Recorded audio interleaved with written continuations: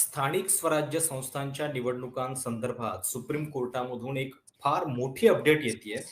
महाराष्ट्रामध्ये गेल्या अनेक वर्षांपासून या निवडणुका प्रलंबित होत्या आणि नगरपालिकांच्या निवडणुका जाहीर झालेल्या आहेत.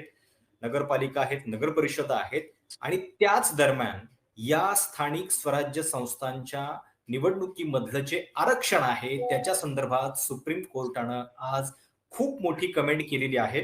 या कमेंटचा अर्थ असा आहे, की महाराष्ट्रातलं स्थानिक स्वराज्य संस्थांमधलं आरक्षण, ओबीसी आरक्षण हे एकूण आरक्षणाच्या 50% वर जाऊ शकत नाही आणि तेवढंच आरक्षण जे आहे ते अ, या निवडणुकांमध्ये देता येईल. बांटिया कमिशनचा जो रिपोर्ट सध्या न्यायालयाच्या विचाराधीन आहे, त्याच्यावरचा अंतिम निर्णय येणं बाकी आहे. पण त्याच्या आधीची पूर्वस्थिती जी आहे, त्याप्रमाणे निवडणुका घ्यायला सुप्रीम कोर्टानं परवानगी दिलेली होती. पण त्या डिसिजनचा एक वेगळा अर्थ महाराष्ट्राच्या सरकारनं, निवडणूक आयोगानं घेतलेला आहे का? असा काहीतरी एक संभ्रम सुप्रीम कोर्टाच्या आजच्या टिप्पणीमधून अ, उत्पन्न होतोय आणि त्यामुळे ही अपडेट जी आहे ती खूप महत्वाची आहे. लक्षात घ्या, की आज 17 तारीख नगरपालिकाच्या निवडणुकांसाठी अर्ज भरण्याचा आज शेवटचा दिवस आहे आणि त्या दिवशी ही सुनावणी झालेली आहे.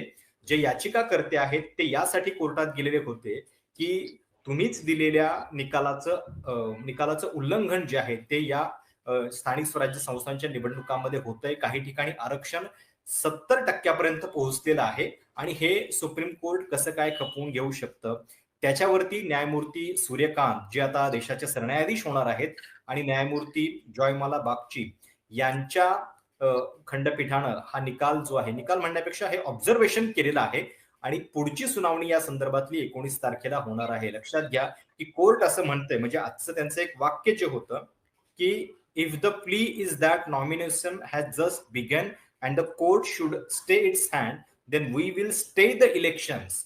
Don't test the power of this court. म्हणजे 50% पुढं आम्ही आरक्षण नेणार आणि आता नॉमिनेशन प्रक्रिया सुरू झालेली आहे, ती कशी थांबवायची? असा उलटा प्रश्न आम्हाला करू नका. आम्ही वेळ पडली तर इलेक्शन थांबवू. आमच्या अधिकारांची परीक्षा तुम्ही घेऊ नका, असं सुप्रीम कोर्ट म्हणतंय.